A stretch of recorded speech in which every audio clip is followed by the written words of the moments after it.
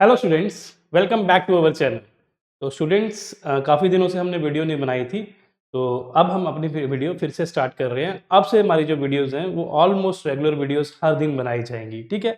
तो last lecture में हम क्या पढ़ रहे थे? हम पढ़ रहे थे इंटीग्रेशन के बारे में। तो हमने लास्ट लेक्चर जो पढ़ा था उसमें हमने इंटीग्रेशन के बारे में बताया था और कुछ बेसिक इंटीग्रेशन के फॉर्मूलेस बताए थे आपने। ट्रिग्नोमेट्रिक जो फंक्शंस होते हैं साइन कॉस उनकी कैसे इंटीग्रेशन करना है वो मैंने सब बताया था, ठीक है। और जो आज का टॉपिक रहेगा ये इस चैप्टर का लास्ट टॉपिक रहेगा और इसमें हम क्या करेंगे, कुछ न्यूमेरिकल्स करेंगे, कुछ प्रॉब्लम्स करेंगे जो किसके ऊपर बेस्ड होगी, इंटीग्रेशन के ऊपर बेस्ड होगी। लास्ट टाइम हमने पढ़ा था कि जो इंटीग्रेशन होती है वो दो टाइप की होती है, एक डेफिनेट इंटीग्रेशन होती है, एक इनडेफिनेट इंटीग्रेशन होती है। डेफिनेट इंटीग्रेशन वो होती है जिसमें हम डेफिनेट होते हैं, जिस चीज को हमने इंटीग्रेट करना होता है उसका हमें पता होता है कि किस कहाँ से लेके कहाँ तक करना होता है। इन शॉर्ट अगर याद रखना है, डेफिनेट इंटीग्रेशन वो इंटीग्रेशन होती है जिसमें लिमिट्स दी होती हैं, ठीक है। लिमिट्स दो किस्म की होती है, एक अपर लिमिट होती है, एक लोअर लिमिट होती है। लास्ट लेक्चर में सब पढ़ाया हुआ है, ठीक है। फिर हम अब बात करते हैं इनडेफिनेट इंटीग्रेशन। तो इनडेफिनेट इंटीग्रेशन वो होती है जिसमें हम इनडेफिनेट होते हैं, हम अनश्योर होते हैं, हम श्योर नहीं होते कि हमें कहाँ से लेके कहाँ तक हमारी इंटीग्रेशन करनी है। तो जैसे इनडेफिनिट का पहचानने का तरीका क्या है कि इनडेफिनिट में जब भी आपको इंटीग्रेशन का साइन होगा उसमें लिमिट्स नहीं दी होंगी। जब लिमिट्स नहीं दी तो वो इनडेफिनिट इंटीग्रेशन है, जब लिमिट्स दी हैं तो वो डेफिनिट इंटीग्रेशन है, ठीक है। तो अभी हम जो क्वेश्चन करने जा रहे हैं ये अभी आपको बताना है कि ये इनडेफिनिट इंटीग्रेशन का है या डेफिनिट इंटीग्रेशन का है, ठीक है। अब देखते हैं हमारा पहला क्वेश्चन क्या है। पहले क्वेश्चन में बोल रहा है हमें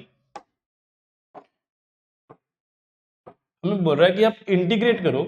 क्या करो? आप इंटीग्रेट करो किसके रिस्पेक्ट में? एक्स के रिस्पेक्ट में। तो जब इंटीग्रेशन किसके रिस्पेक्ट में करनी है वो इंपॉर्टेंट होता है, और यहाँ पे इंटीग्रेशन जो हम कर रहे हैं एक्स के रिस्पेक्ट में कर रहे हैं, ठीक है। तो हमें इंटीग्रेशन करना है किसको? एक्स की पावर 11/2, 11/2, एक्स की पावर 11/2 को हमें इंटीग्रेट करना है।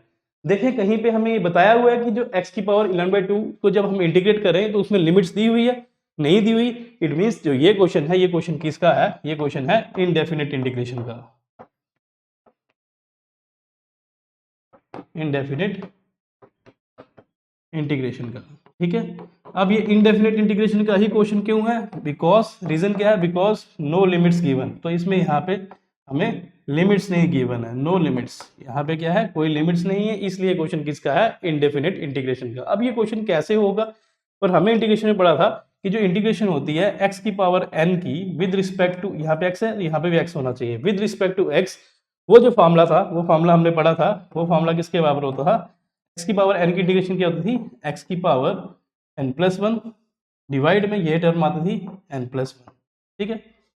ये होता था। और ये अगर यहाँ पे ये इंटीग्रेशन का साइन है, इस साइन में यहाँ पे लिमिट्स नहीं दी हुई है, जैसे यहाँ से 1 से 2 इंटीग्रेट करो ऐसे बोला होता है, यहाँ पे लिमिट्स नहीं है। नहीं है तो इनडेफिनेट इंटीग्रेशन है, और इनडेफिनेट इंटीग्रेशन में क्या होता है? लास्ट में हम क्या करते हैं? फाइनली हम एक सी को ऐड करते हैं, इंटीग्रेशन कांस्टेंट को ऐड करते हैं। तो इसलिए इसका जो फॉर्मूला हुआ ये क्या हुआ? इधर सी को ऐड कर दिया फाइनली। तो एक्स की पावर एन की इंटीग्रेशन क्या होती है? एक्स की पावर n+1 अपॉन n+1। यही फॉर्मूला यहाँ पे लगाते हैं, यहाँ पे सोल्यूशन करते हैं, हम इंटीग्रेट करते हैं एक्स की पावर 11/2 को किसके रिस्पेक्ट में करना है? एक्स के रिस्पेक्ट में। तो यहाँ पे dx आ जाएगा। तो इसकी इंटीग्रेशन क्या आएगी? देखो ये एक्स की इसको मानो n, यहाँ पे n है तो फॉर्मूला ये बन जाएगा। तो इसकी इंटीग्रेशन क्या आएगी? इसकी इंटीग्रेशन आएगी एक्स की पावर n है ना, एक्स की पावर ये n+1 अपॉन में सेम चीज़ ये आ जाएगी 11/2 +1, ठीक है। कोई दिक्कत है? ठीक है। और यहाँ जब इंटीग्रेशन हो गई तो यहाँ पे एक कांस्टेंट आ जाएगा, इंटीग्रेशन कांस्टेंट। क्यों आया? क्योंकि ये इनडेफिनेट इंटीग्रेशन है और इनडेफिनेट इंटीग्रेशन में ये कांस्टेंट आता है, ठीक है।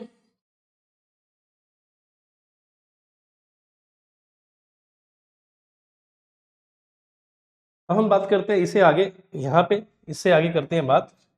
एक्स की पावर 11/2 + 1 एलसीएम लेंगे, इसके नीचे 1 है तो यहाँ पे क्रॉस मल्टीप्लाई हो जाएगा, ठीक है। तो यहाँ पे क्या आएगा आपका? यहाँ पे इसका एलसीएम आ जाएगा 2, ठीक है। तो यहाँ पे क्रॉस मल्टीप्लाई होगा, ये 1 इसका मल्टीप्लाई होगा तो 11 आएगा, प्लस यहाँ पे 2 क्रॉस मल्टीप्लाई होगा तो यहाँ पे 2 आ जाएगा, डिवाइडेड बाई सेम ये नीचे है, इसके नीचे 1 है, ये आपस में दोनों मल्टीप्लाई होंगे तो क्या आएगा? नीचे 2 आ जाएगा, और ये क्रॉस मल्टीप्लाई हो जाएंगे तो ये क्या आ जाएगा? 11 प्लस ये क्रॉस मल्टीप्लाई होगा इधर 2।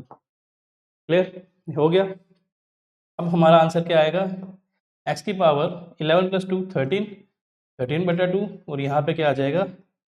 13/2। तो इस चीज़ को हम ऐसे लिख सकते हैं, ये 13/2 है, 2 ऊपर आएगा, 2/13 आ जाएगा यहाँ पे, और यहाँ पे आएगा x की पावर 13/2 प्लस सी, यहाँ पे प्लस सी ऐड कर देना, प्लस सी। तो ये आपका आंसर आ गया। तो जो इंटीग्रेशन होगी x की पावर 11/2 की, वो क्या होती है 2/13 x की पावर 13/2। तो ये था हमारा पहला क्वेश्चन, ठीक है, ओके।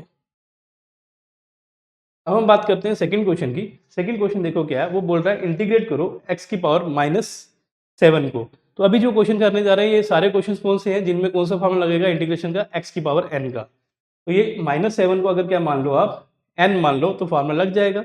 इसकी हम क्या लिखेंगे, सोल्यूशन लिखेंगे, हम लिखेंगे इंटीग्रेशन ऑफ x की power -7 with respect to dx। ये किसके बराबर होगी, ये x की पावर n का फॉर्मूला लगेगा। तो यहाँ पे क्या आएगा, x की पावर ये n है, n+1 अपॉन यही टर्म पूरी नीचे आ जाएगी n+1, ठीक है। आगे तो ये क्या बनेगा आपका -7, देखो -7 + 1 तो प्लस माइनस माइनस, तो 7 - 1 6, साइन किसका आएगा, जो बड़ा होगा, तो बड़ा कौन है 7 है, इसका साइन आएगा तो 6 आ जाएगा, अपॉन यहाँ पे क्या आ जाएगा 7 - 1 6, तो -6 आ जाएगा। तो the answer will be equals to -1/6 x की पावर -6, और x की पावर -6 को ऐसे लिख सकता हूँ 1/6 लाइक दिस, ठीक है। जैसे हम लिखते हैं x की पावर -1 को हम लिख सकते हैं 1/x, क्या लिख सकते हैं 1/x। इसी तरह x की पावर -2 को हम लिख सकते हैं 1/x की पावर 2। इसी तरह x की पावर -6 को लिखा 1/x की power 6। This will be the answer, ठीक है। तो ये हमारा सिंपल क्वेश्चन था इंटीग्रेशन का, ठीक है। अब ये थर्ड क्वेश्चन आ रहा है, देखो ध्यान से देखना इस क्वेश्चन को। ये क्वेश्चन क्या है, x की पावर p/q, इसकी आपने आंसर निकालना है कि जो इंटीग्रेशन होती है x की पावर p/q की क्या होती है। और यहाँ पे दिया हुआ है p/q should not be equal to -1, जो p/q है वो -1 नहीं होना चाहिए। मान लेते हैं x है, यहाँ पे p/q है, और मान के चलते हैं कि p/q की वैल्यू क्या है -1 है, इसकी वैल्यू किसके बराबर आ गई -1 की। तो इक्वेशन क्या बन जाएगी, x की पावर -1 बन जाएगी, ठीक है, बन गई। x का -1 क्या होता है 1/x लिख सकते हैं इसको, ठीक है। जब हम इसकी इंटीग्रेशन करेंगे विद रिस्पेक्ट टू x, तो 1/x की इंटीग्रेशन के, देखो आपको पता है जो डिफरेंशिएशन होती है log x की, वो होती है 1/x, इसलिए जो इंटीग्रेशन होगी 1/x की वो किसके बराबर हो जाएगी, log x के बराबर। तो यहाँ पे जब इंटीग्रेट करेंगे तो इसका आंसर आ जाएगा log x। तो ये हमारा फॉर्मूला, ये हम यहाँ पे हम कौन से क्वेश्चन कर रहे थे, x की पावर n के फॉर्मूले वाले कर रहे थे। अब यहाँ पे x की पावर n तो है, लेकिन यहाँ पे कंडीशन है कि जो p/q है वो -1 के बराबर नहीं होना चाहिए। अगर ये -1 के बराबर हो जाता है तो उससे क्या होगा, जो इसका आंसर आएगा यहाँ पे x की पावर p/q का आंसर वो log x आ जाएगा। तो log x हमें लाना नहीं है, क्योंकि हम क्वेश्चन प्रैक्टिस कर रहे हैं x की पावर n वाले के। तो x की पावर n वाले का फार्मूला ही लगाना है, तो उस फार्मूले के लिए p/q जो है वो -1 के बराबर नहीं होना चाहिए, ठीक है।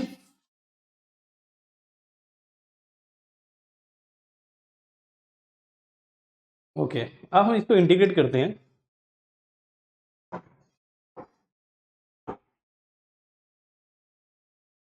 हम करेंगे इंटीग्रेट करेंगे x की पावर p/q को, हमने इंटीग्रेट करना है किसके रिस्पेक्ट में, x के रिस्पेक्ट में। तो dx है, जिसके रिस्पेक्ट में आएगा उसका d लगा देना है, तो dx रिस्पेक्ट में, ठीक है।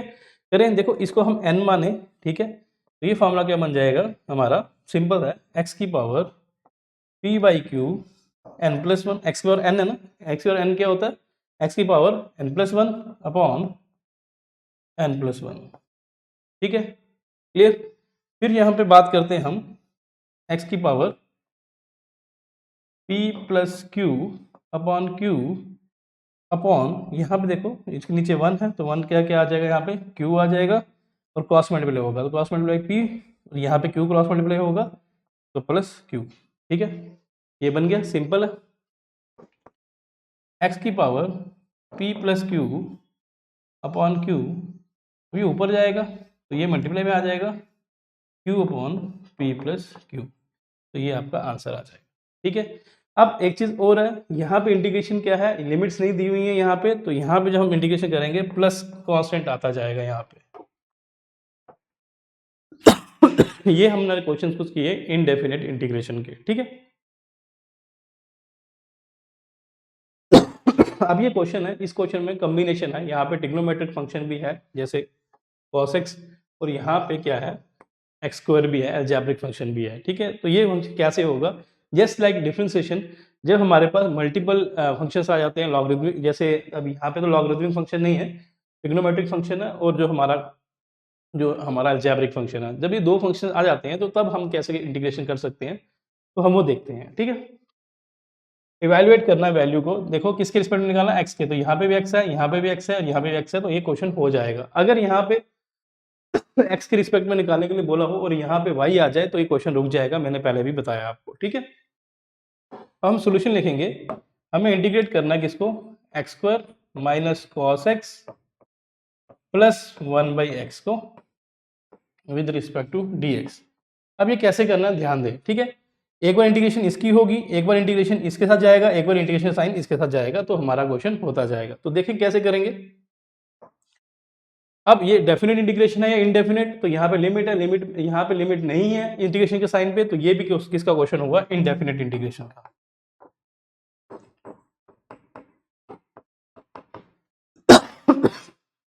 अब एक बार इंटीग्रेशन इसके साथ जाएगी, तो यहाँ पे क्या आएगा, integration of x square with respect to dx। ठीक है, माइनस फिर इंटीग्रेशन cos x के जाएगी, cos x dx plus integration of 1/x dx। ये स्टेप क्लियर है, एक बार इसके साथ गई, एक बार इसके साथ, एक बार इसके साथ। ठीक है, अब आपको सिंपल हो गया।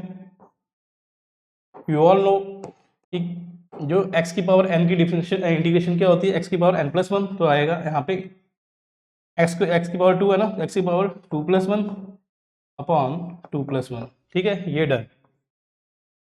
Minus integration of cos x, तो आपको पता है कि जो डिफरेंशिएशन करते थे तब जो इंटीग्रेशन आती थी cos x की, वो क्या आती थी आपकी, वो आपको याद है, वहाँ पे माइनस साइन आता था, क्योंकि c फॉर कर्स होता था, नेगेटिविटी होती थी, तो डिफरेंशिएशन में यहाँ पे इसकी डिफरेंशिएशन नेगेटिव आती है। लेकिन यहाँ पे इंटीग्रेशन की बात करें तो नेगेटिव साइन नहीं आता इंटीग्रेशन में, जो डिफरेंशिएशन में अगर नेगेटिव आता तो इसका रिवर्स होता है इंटीग्रेशन, तो इसमें नेगेटिव साइन नहीं आएगा।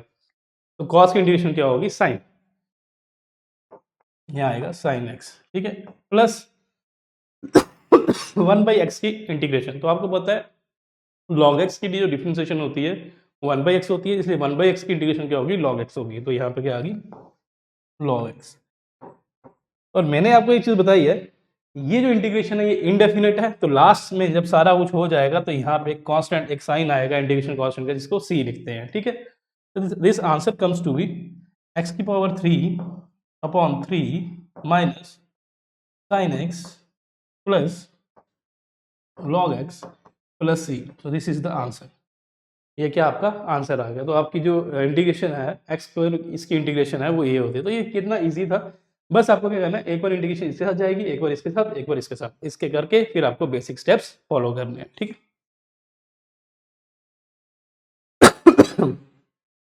अब जो इंपॉर्टेंट आ रहा है वो बोल रहा है कि इंटीग्रेट करो एक्स स्क्वायर को with respect to d x करो, लेकिन कहां से लेके कहां तक, जब एक्स की वैल्यू 1 से 5 तक। तो यहां से 1 से 5 क्या आ गया, जब यहाँ पे इंटीग्रेशन है, नीचे 1 लिखा है, ये 5 लिखा है, और ये जो 1 और 5 है इसको क्या बोलते हैं, लिमिट्स। क्या बोलते हैं इसको, लिमिट्स। अगर लिमिट्स बोलते हैं, नीचे वाली को क्या बोलते हैं, लोअर लिमिट, इसको क्या बोलते हैं, अपर लिमिट। ठीक है, तो यहाँ पे लिमिट इंटीग्रेट तो करना है एक डेफिनेट, एक लिमिट में करना है। जब लिमिट आ जाती है तो ये किसका टाइप का क्वेश्चन आ जाएगा, ये क्वेश्चन आ जाएगा डेफिनेट इंटीग्रेशन का। तो किसका आ गया, डेफिनेट इंटीग्रेशन का। तो यहाँ पे हम डेफिनेट है, हम श्योर हैं कि हमें कहाँ से लेके कहाँ तक करना है। ठीक है, इसको भी सेम वैसे ही करेंगे, बट लिमिट्स को पुट करने का तरीका आना चाहिए। मैंने बताया था कि जब भी हमने पुट करना है लिमिट्स को, तो हमने कैसे पुट करना होता है, हमें पुट करना होता है upper limit minus lower limit. तो ये कॉन्सेप्ट है, ये कॉन्सेप्ट लगा के ये क्वेश्चन अब भी करेंगे। ठीक है, सोल्यूशन लिखेंगे। ठीक है, हम लिखेंगे integration of x square D x 1 से लेके 5 तक इंटीग्रेट करना है। ठीक है, अब ये x की पावर n का फॉर्मूला है, तो मुझे पता है x फॉर्मूला तो वैसे लगेगा n+1 अपॉन n+1। ठीक है, अब हम क्या करेंगे, एक स्क्वायर ब्रैकेट बना देंगे। क्या बना देंगे, स्क्वायर ब्रैकेट बनाएंगे और लिमिट पुट करेंगे, यहाँ से लिमिट 1, यहाँ पे 2 राइट साइड में। ठीक है, कर दिया। आंसर विल बी 2+1 3, तो x की पावर 3 अपॉन 2+1 3 स्क्वायर ब्रैकेट 1 से 2। ठीक है, क्लियर है। अब ये 1/3 को अगर 3 कांस्टेंट जम मार के बाहर आ जाएगा, तो यहाँ पे आ जाएगा 1/3, तो वेरिएबल आ जाएगा x की पावर 3 1 से 2। डन। ठीक है। अब देखो यहाँ पे लिमिट कैसे पुट करनी है, ये वेरिएबल है, वेरिएबल में ही लिमिट पुट होती है, और लिमिट कैसे होती है, पहले अपर लिमिट डालनी, तो 2 को यहाँ पे डालना, तो यहाँ पे आंसर क्या आएगा 1/3, तो कॉमन बाहर ही रहेगा। ठीक है, तो यहाँ पे अपर लिमिट पड़ेगी पहले 2, तो यहाँ पे 2 पड़ेगी, अपर लिमिट I2 का क्यूब है तो क्यूब रहेगा, अपर लिमिट माइनस, अब x की जगह 1 आएगा, 1 का क्यूब आएगा, तो यहाँ से हमारी क्या होती है, ये तरीका होता है लिमिट पुट करने का। ठीक है, हो गया। अब आंसर क्या आएगा हमारा 1/3, 2 × 2 4, 4 × 8, तो 8 - 1। ठीक है, जब 8 - 1 हो जाएगा तो यहाँ पे क्या आ जाएगा 1/3 × 7, this will be the answer, 7/3 will be the answer of this question. ठीक है, तो ऐसे लिमिट पुट करनी है। तो ये जो क्वेश्चन था ये डेफिनेट इंटीग्रेशन का क्वेश्चन था, तो दोनों टाइप की इंटीग्रेशन मैंने आपको बता दी, इनडेफिनेट भी कैसे होती है और डेफिनेट भी कैसे होती है। डेफिनेट में बस ध्यान रखना है जब लिमिट पुट करनी है तो अपर लिमिट माइनस लोअर लिमिट करना है।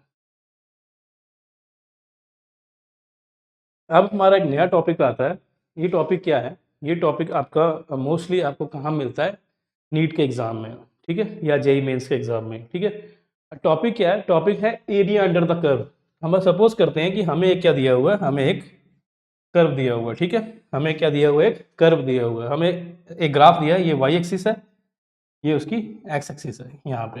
ठीक है, और यहाँ पे क्या किया है, एक कर्व दिया हुआ है, ये कर्व लाइन दी हुई है। ठीक है, और ये जो कर्व है ये रिप्रेजेंट कर रहा है किसी एक फंक्शन को, किसको रिप्रेजेंट कर रहा है, एक फंक्शन को, और फंक्शन क्या है, y = f(x) क्या है, एक फंक्शन है। ठीक है, इस फंक्शन को ये क्या है, रिप्रेजेंट कर रहा है, और हम क्या बोल रहे हैं, area under the curve and definite integration. तो डेफिनेट इंटीग्रेशन में क्या होते हैं, लिमिट्स। तो ये कर्व है, और पर्टिकुलरली इस कर्व को हमने रिस्ट्रिक्ट किया है लिमिट्स में x = a to x = b। तो यहाँ पे x एक्सिस है, यहाँ से लेके यहाँ तक का डिस्टेंस a है, और यहाँ से यहाँ तक का डिस्टेंस b है। तो हमने a और b के बीच में ही जो हमने देखना है, जो एरिया देखना है कर्व का, हमने a और b के बीच में देखना है। इसका मतलब जब हमने a और b के बीच में एरिया देखना है तो मीन्स एक डेफिनेट इंटीग्रेशन यहाँ पे लगेगी। ठीक है, अब ये बोलता है कि जो एरिया अंडर द कर्व है ये किसको, ये जो शेडेड एरिया है ये एरिया किस चीज को रिप्रेजेंट करता है वो हमें बताना है। ठीक है, तो जनरली अगर हम बोले, अगर कभी आपको ग्राफ दिया हो, y और x का ग्राफ दिया हो, और यहाँ पे कर्व लाइन दी हो, और वो कर्व लाइन किसी फंक्शन को रिप्रेजेंट कर रही हो, y को रिप्रेजेंट कर रही हो, उस दौरान वो जो कर्व है, उस कर्व की अगर आपको इंटीग्रेशन बोली जाएगी, जो इंटीग्रेशन होगी किसकी, कर्व की, कर्व किसको रिप्रेजेंट कर रहा है, फंक्शन को, और फंक्शन क्या है, y।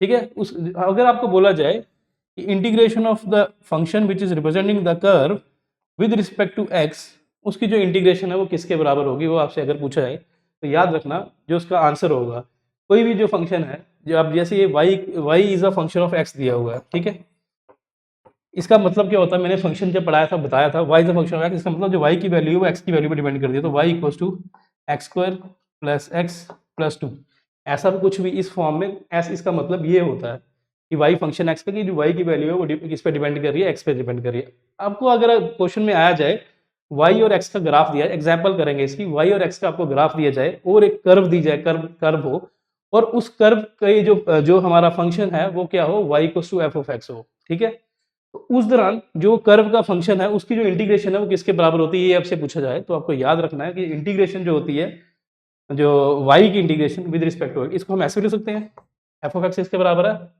y के बराबर है, तो हम यहाँ से integration of y with respect to x, ये किसके बराबर होती है, ये अगर आपसे पूछा जाए तो आपको डायरेक्ट याद रखना है कि जो इंटीग्रेशन ऑफ y कंपोनेंट, इस कंपोनेंट की विद रिस्पेक्ट टू ये कंपोनेंट, जो इंटीग्रेशन होती है हमेशा किसके बराबर होती है, इज ऑलवेज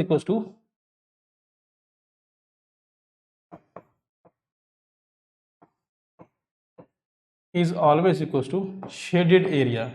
इसके बराबर होता है शेडेड एरिया, कहाँ पे, under the curve and x axis. इसके बराबर होता है जो इंटीग्रेशन होती है इस फंक्शन की विद रिस्पेक्ट टू एक्स, वो हमेशा उसका आंसर, इंटीग्रेशन का आंसर क्या आएगा, जितना इस कर्व के अंडर जो एरिया है, इस कर्व के अंडर जो एरिया है, इस कर्व के अंडर एरिया, लेकिन किसके बीच में, एक्स एक्सिस और इसके बीच में जो एरिया है उसके बराबर होगी जो इसका इंटीग्रेशन होगी, और जो वो एरिया होगा वो एक स्पेसिफाइड लिमिट में होना चाहिए। जैसे यहाँ पे जो है लिमिट a और b के बीच में, डिस्टेंस के बीच में जो एरिया होगा वही आंसर होगा किसका, जब हम इंटीग्रेशन करेंगे y की विद रिस्पेक्ट टू x। तो याद रखना, integration of a function which is representing a curve is always equal to the shaded area under the curve and the axis, x axis. उसके अंदर जितना एरिया होता है उसका आंसर उसके बराबर होता है। इस चीज़ को समझेंगे एक अलग तरीके से, जैसे हम कैसे हम बात करते हैं ये, हम एक ग्राफ बनाते हैं, ठीक है, ये वाई एक्सिस है, ये एक्स एक्सिस में इसको रिप्रेजेंट कर रही है, टाइम को रिप्रेजेंट कर रही है, और जो वाई एक्सिस है वो एक्सेलरेशन को रिप्रेजेंट कर रही है, ठीक है। और यहाँ पे क्या है, कर्व है, ठीक है। वो इस कर्व के लिमिट लगा दी है, यहाँ पे t की वैल्यू 1 है, या a मान लो या 1 मान लो, और यहाँ पे t की वैल्यू है 5। और ये जो कर्व है रिप्रेजेंट कर रहा है एक फंक्शन को y को, y क्या है, वो फंक्शन ऑफ t है, क्या है, फंक्शन ऑफ टाइम, ठीक है, ये को रिप्रेजेंट कर रहा है। इस दौरान अगर आपको बोला जाए integration of y with respect to dt किसके बराबर होगा, मुझे आप आंसर दो, ठीक है। तो अभी हमने पढ़ा कि जब भी कभी ऐसी चीज होगी, अगर इंटीग्रेशन y की पूछी जाए, जैसे यहाँ पे क्या है, f ऑफ t है, ठीक है, यहाँ पे हम बोल सकते हैं, पूछा जाए आपसे integration of f of t with respect to dt, वो इंटीग्रेशन का आंसर क्या है आपसे डायरेक्ट पूछा जाए, तो आप कैसे निकालेंगे, ठीक है। आप कैसे निकालेंगे, यू नो कि जो f ऑफ t है, y is a function of t, तो यहाँ पे इंटीग्रेशन क्या आ जाएगी, y f ऑफ t की जगह y लिख देंगे, यहाँ पे dt लिख देंगे, ठीक है, लिख दिया। अब y एक्सिस पे कौन है वो देखो, ठीक है, y एक्सिस में कौन है, एक्सेलरेशन, यहाँ पे आएगा integration of acceleration with respect to time, ये आ जाएगा, ठीक है। और हमें पता है कि इंटीग्रेशन ऑफ एक्सेलरेशन, y की integration with respect to dt जो होती है वो किसके अंदर, किसके बराबर होती है, वो होती है शेडेड एरिया, किसके अंदर होती है, shaded area under curve and x axis. Curve और एक्स एक्सिस जो शेडेड एरिया है इसके बराबर होगी, ये तो आपको पता चल गया, इतना होता है, ठीक है। But on the other hand अगर हम बात करें, ये चीज़ आपको समझ आ गई है, ठीक है।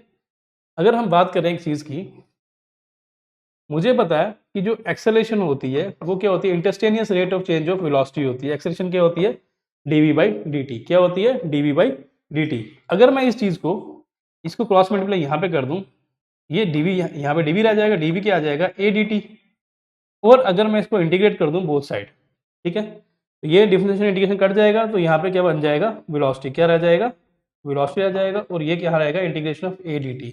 तो मुझे पता है कि जो इंटीग्रेशन होती है किसकी, acceleration with respect to time, अभी निकाला, वो किसके बराबर होती है, shaded area under the curve, जो शेडेड एरिया अंडर कर्व उसके बराबर होती है। लेकिन ये बोल रहा है कि जो इंटीग्रेशन है एडीटी की, ये तो वेलोसिटी के बराबर होती है। तो यहां से एक कंक्लूजन आ गया कि जब भी आपके पास एक्सेलरेशन टाइम ग्राफ होगा, उस दौरान जो area under the acceleration time graph है वो किसको रिप्रेजेंट करेगा, वेलोसिटी को रिप्रेजेंट करेगा। तो ये यहां से एक नया लॉजिक आ गया कि जो एरिया अंडर द कर्व है, कौन सा curve, eighty curve, acceleration time graph, उसके अंडर जो ये एरिया है, ये एरिया किसको रिप्रेजेंट कर रहा है, वेलोसिटी को। जो वेलोसिटी होगी वही that will be the answer of this integration of A dt। तो इसका आंसर क्या होगा, यहां से दो चीजें कंक्लूड होती है कि जो एरिया अंडर द कर्व है वो बेसिकली किसके बराबर होता है, वो बेसिकली बराबर होता है integration of the y component with respect to x component के बराबर होता है, ठीक है।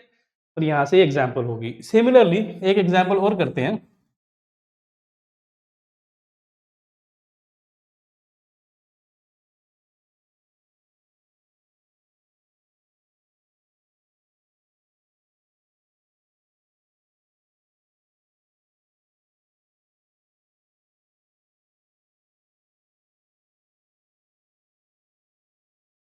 सपोज करते हैं हमारे पास एक ग्राफ है, ठीक है,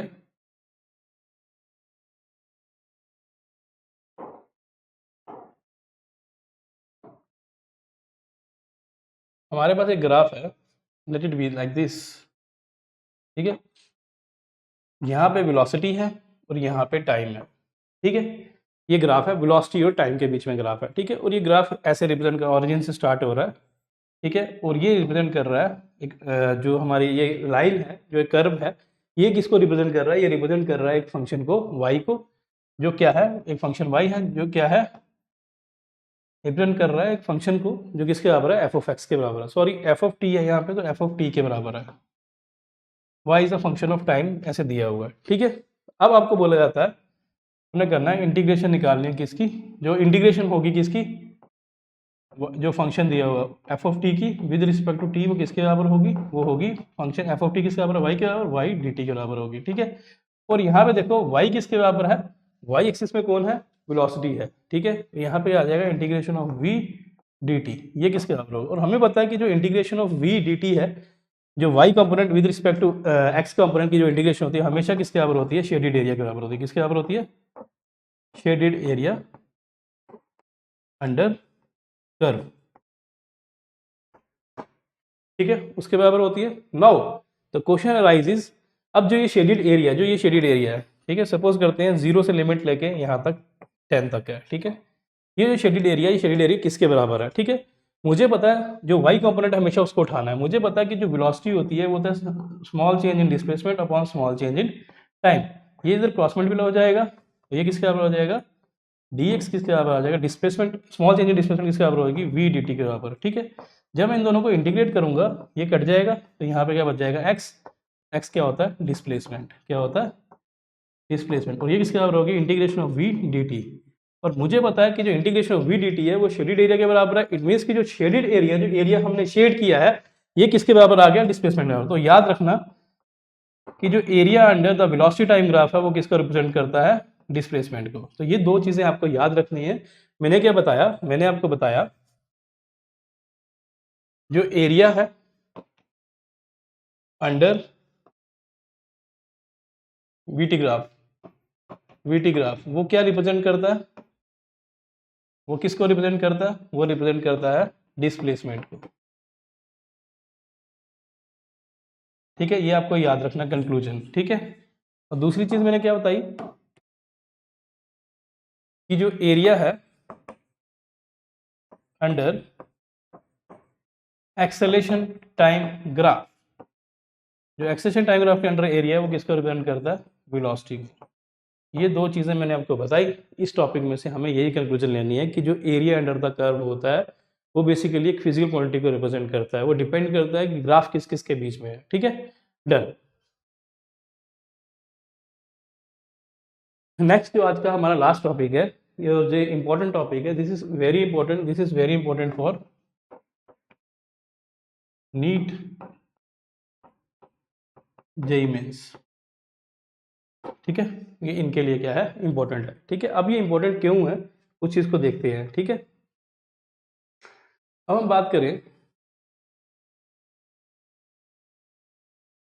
जो हमारा टॉपिक है, ये टॉपिक आ रहा है average value for continuous function. तो हमारे पास दो, हमने जब भी क्वेश्चन में आ जाए एवरेज वैल्यू निकालो, कभी क्वेश्चन में आता है एवरेज वैल्यू निकालो वेलोसिटी की, कभी क्वेश्चन आता है कि एवरेज वैल्यू निकालो फोर्स की, कभी क्वेश्चन आता है एवरेज वैल्यू निकालो एक्सेलरेशन की। अगर ऐसा क्वेश्चन आ जाए तो हमें कैसे करना है वो चीज़ बड़ी ध्यान से देखनी है, ठीक है।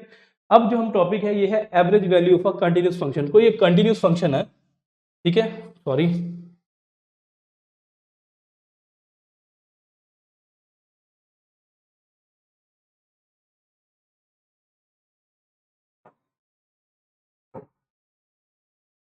हम क्या कर रहे हैं, हम एवरेज वैल्यू निकाल रहे हैं किसकी, एक कंटिन्यूस फंक्शन की। तो कंटिन्यूस फंक्शन दो किस्म के फंक्शन होते हैं, एक डिस्क्रीट फंक्शन होता है जिसको नॉन कंटिन्यूस फंक्शन भी बोलते हैं, और एक कंटिन्यूस फंक्शन होता है। डिस्क्रीट फंक्शन वो फंक्शन होता है जिस फंक्शन के लिए सभी वैल्यूज पॉसिबल नहीं है, ऑल वैल्यूज पॉसिबल नहीं होती। जैसे कोई फंक्शन है एफ इक्वल्स टू, फंक्शन है y equals to 2x square plus 2, वहाँ पे x की कोई भी वैल्यू आ जाए तो वो फंक्शन होता है कंटिन्यूस। और जहाँ पे x की वैल्यू लिमिटेड हो, सभी वैल्यूज नहीं आती, वो होता है डिस्क्रीट फंक्शन। तो ये टॉपिक उन फंक्शंस के लिए है। याद रखना, ये फॉर्मूला तभी लगेगा जब हम क्वेश्चन में गिवन होगा कि जो हमारा फंक्शन है, जो हमारी इक्वेशन दी हुई है वो क्या है, कंटिन्यूस फंक्शन है, तब ये एवरेज वैल्यू निकलेगी। और साथ में ये एवरेज वैल्यू तब निकलेगी जब एक कंटिन्यूस फंक्शन होगा और उसकी एक डेफिनेट इंटरवल भी दी होगी। मीन्स आपको दिया होगा एवरेज वैल्यू निकालो फोर्स की जब हमारा टाइम 0 से 10 के बीच में है, तो वहाँ पे 0 to 10 क्या है, एक डेफिनेट इंटरवल है, एक लिमिट है, वो दी हुई है। तो तभी हमारा क्या निकलेगा, एवरेज वैल्यू हमारी निकलेगी किसी कंटिन्यूस फंक्शन की। अब हम बात करते हैं कि जो एवरेज वैल्यू होती है किसी फंक्शन की वो क्या होती है। तो जनरली हम जो एवरेज वैल्यू होती है किसी फंक्शन की, जैसे कोई फंक्शन है y equals to f of x, उसकी जो एवरेज वैल्यू होती है एक डेफिनेट इंटरवल है। इंटरवल क्या है, जब उसकी x की वैल्यू क्या है, a के बराबर भी हो सकती है और a से बड़ी होगी, लेकिन b से छोटी होगी या b के बराबर होगी, तब इट मीन्स कि x की वैल्यू को उसने डेफिनेट, तो x की वैल्यू क्या है, x equals to a to x equals to b, ये हमारी एक लिमिट लगा दी है, ये दिया हो, ठीक है। अगर हमारे पास क्या दिया हो, एक फंक्शन दिया हो और उसकी लिमिट लगा दी हो, उसकी एक डेफिनेट वैल्यू दी हो, उस दौरान अगर बोले उस फंक्शन की एवरेज वैल्यू निकालो, जैसे y की एवरेज वैल्यू निकालो, क्या होगी? तो जो y की एवरेज वैल्यू है, average value of y will be, वो किसके बराबर होगी? ध्यान देना, वो होगी इंटीग्रेशन ऑफ y, जो भी फंक्शन दिया हो जिसकी एवरेज वैल्यू निकालने के लिए दिया होगा उसकी इंटीग्रेशन करनी है। जैसे हमें वेलोसिटी निकालनी है तो वेलोसिटी लिखनी है। अभी यहाँ पे किसका निकालना है? एवरेज वैल्यू y की निकालनी है, तो हम लिखेंगे इंटीग्रेशन ऑफ y, किस पे डिपेंड कर रहा है? x पे, विद रिस्पेक्ट टू x। और यहाँ पे क्या आएगी? लिमिट। लिमिट क्या आएगी? a से b, तो यहाँ पे a से b, integration of y with respect to x upon integration of जो यहाँ पे दिया होगा x दिया हुआ, तो यहाँ पे हम dx लिख देंगे और यहाँ पे वापस लिमिट a से b। तो जो एवरेज वैल्यू है वो इसका आंसर इसके बराबर होगा, बस आपको ये याद रखना है, ठीक है। अब हम बात के चले, अगर ये इंटीग्रेशन y dx यहाँ पे लिखें, a टू b लिखें अपॉन, देखो अब इंटीग्रेशन ऑफ dx क्या होती है? d और डिफरेंशिएशन, ये इंटीग्रेशन दोनों का साइन आपस में कट जाता है, तो पीछे पीछे क्या बचता है? हमारा x बचता है। तो इंटीग्रेशन ऑफ dx क्या होती है? x होती है। क्या होती है? x। और स्क्वायर ब्रैकेट लगाएंगे, लिमिट है यहाँ पे a से b तक, ठीक है, क्लियर। अब जब हम यहाँ से घुमा के यहाँ पे लाएंगे, तो यहाँ पे जो एवरेज वैल्यू होगी y की, वो किसके बराबर होगी? Same integration of y dx a to b upon, ठीक है, अपॉन क्या आएगा? यहाँ पे x की भी क्या है? b से लिमिट, अब लिमिट पुट कर, लिमिट कैसे करनी है? x की जगह पहले अपर लिमिट, x की जगह क्या आएगा? b, that is upper limit, minus, तो यहाँ पे x की वैल्यू को यहाँ पुट कर देंगे, तो यहाँ पे x की जगह क्या आएगा? a आएगा, तो lower limit, this will be the final formula. तो यही फार्मूला यहाँ पे लिखा हुआ है। एवरेज वैल्यू किसके बराबर होगी? जिस फंक्शन का हमने एवरेज वैल्यू निकालनी है उसकी integration with respect to dx upon जो इंटीग्रेशन होगी dx की विद रिस्पेक्ट टू dx। तो यहाँ पे आंसर b माइनस से कैसे आया? ये लिमिट्स पुट करने के बाद आया, मैंने आपको बता दिया, ठीक है। ये एवरेज वैल्यू का फार्मूला है। तो एवरेज वैल्यू कभी भी किसी चीज़ की निकालनी हो तो हमें क्या करना होता है? जिस चीज़ की हमें एवरेज वैल्यू निकालने के लिए पूछा हुआ है उसकी इंटीग्रेशन करनी है with respect to dx upon integration करनी है किसकी? जो उसके जिसका फंक्शन y को f ऑफ x दिया हुआ है तो नीचे dx करना है। अगर y is a function of time दिया होगा तो नीचे dt करना है, ठीक है। तो यहाँ पे करके तो हमारे पास आंसर डायरेक्ट भी याद रख सकते हो, इंटीग्रेशन ऑफ y dx, जो क्वेश्चन दिया हुआ जिसकी एवरेज निकाली उसकी इंटीग्रेशन अपॉन जो नीचे लिमिट दी हुई है, बिग अपर limit minus lower limit, direct करके भी आप याद कर सकते हो। थोड़ी देर पहले आपने पढ़ा था, अगर कोई एक ग्राफ है, ये ग्राफ है, y है यहाँ पे, नीचे यहाँ पे x है, ठीक है, ये कर्व है, ये रिप्रेजेंट कर रहा है y को, जो फंक्शन है x का। तो मैंने अभी बताया कि जो इंटीग्रेशन होती है y की वर्टिकल कंपोनेंट की विद रिस्पेक्ट टू ये किसके अंडर होती है? किसके बराबर होती है? एरिया अंडर कर्व, ये बताया आपको मैंने। बस ये कंसेप्ट यहाँ पे लगा देना आपको। तो जो ये टर्म हो जाएगी,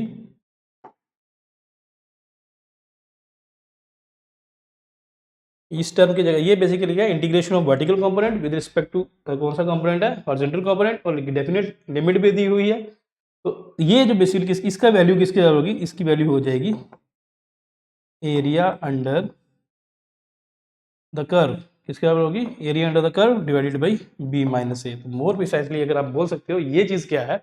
ये चीज़ है एरिया अंडर द कर्व, ठीक है। तो आंसर क्या होता है एवरेज वैल्यू का? एवरेज वैल्यू का आंसर, डायरेक्ट आंसर आपको याद रखना है, वो क्या होता है? जो भी अब एक ग्राफ दिया होता है उसके अंदर जो एरिया होता है डिवाइडेड बाई जो जहाँ पे उसकी लिमिट होती है upper limit minus lower limit. तो this will be the answer, ठीक है। इसके बेस्ड हम 2 क्वेश्चन करेंगे, उन दोनों क्वेश्चन से आपको टॉपिक क्लियर हो जाएगा, ठीक है। अब ये न्यूमेरिकल आता है, ठीक है।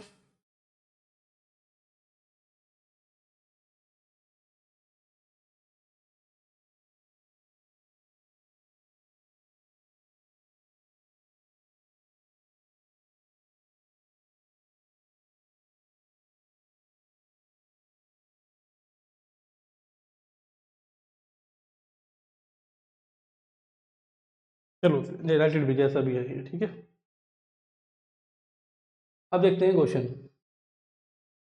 क्वेश्चन है the velocity time graph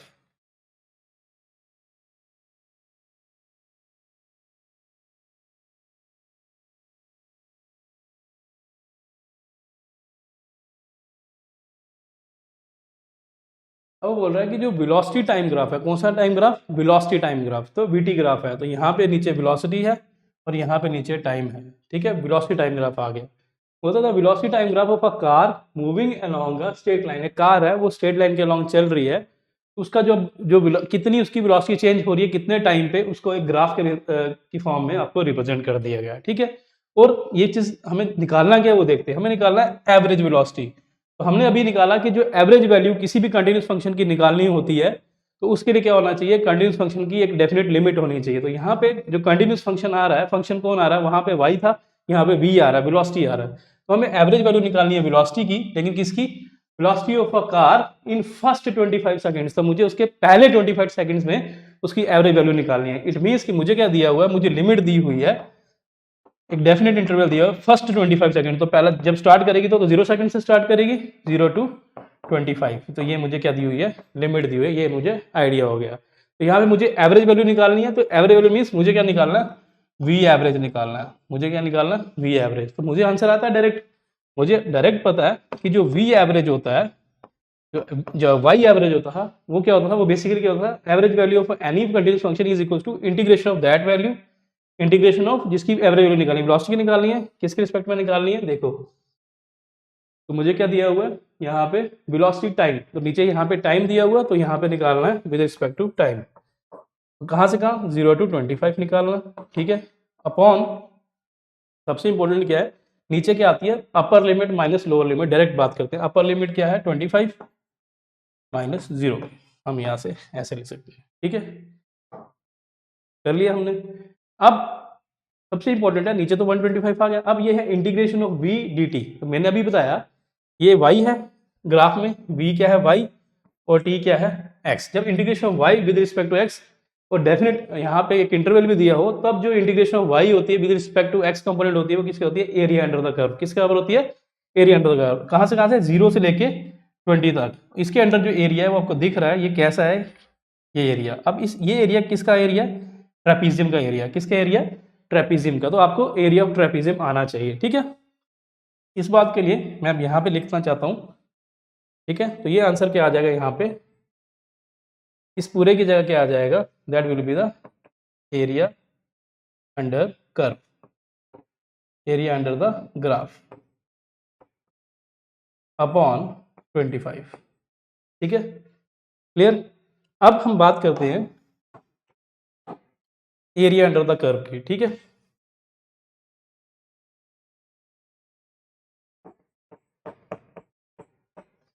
area under the curve, अब जो एरिया अंडर द कर्व है, जिसके अंडर एरिया है, ये एरिया किसका है, 1/25, तो बाहर हो जाएगा, और यहाँ पे आएगा area under the curve. The area under the curve क्या है, एरिया ऑफ द ट्रेपीजियम। तो यहाँ पे क्या आएगा, एरिया ऑफ ट्रेपीजियम।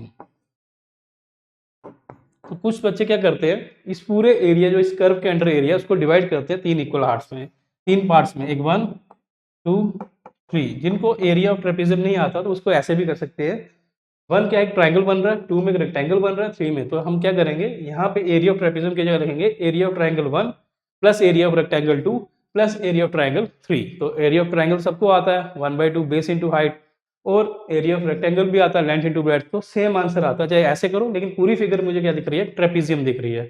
और ट्रेपीजियम में 2 पैरेलल साइड्स होते हैं, एक ये पैरेलल साइड है, एक ये पैरेलल साइड है, ठीक है, ये आपको दिख रहा है।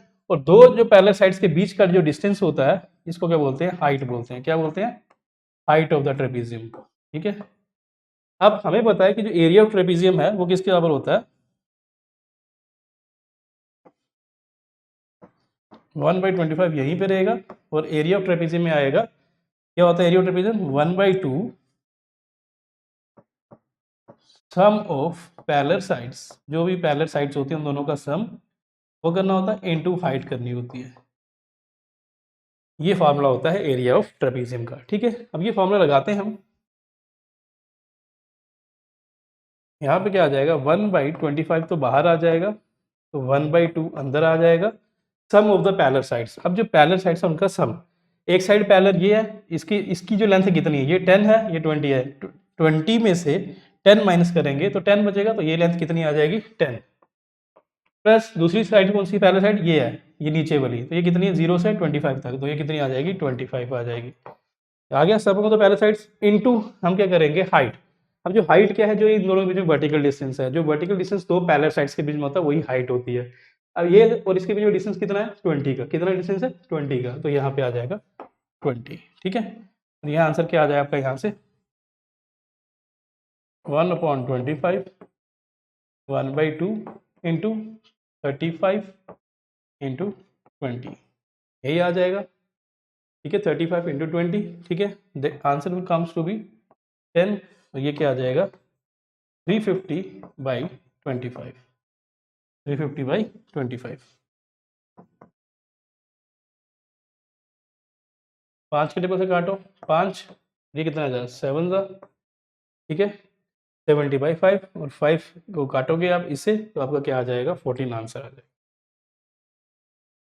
ठीक है। तो 14 आंसर है, ये सेकंड आंसर इज 14। तो आंसर क्या है, should be equals to velocity है मीटर पर सेकंड, यूनिट्स डालना जरूर डालना आपने, तो 14 इसका आंसर आ गया, ठीक है। तो ये हमारा एक क्वेश्चन था छोटा सा जो एवरेज वैल्यू पे बेस्ड था, ठीक है। सिमिलरली एक क्वेश्चन और है जो हमारा एवरेज वैल्यू पे बेस्ड है, ठीक है।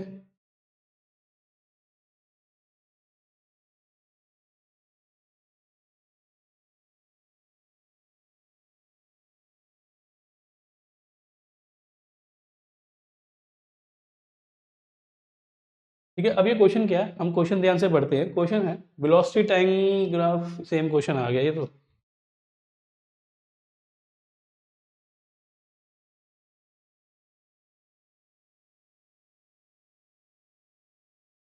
शायद क्वेश्चन मिस हो गया।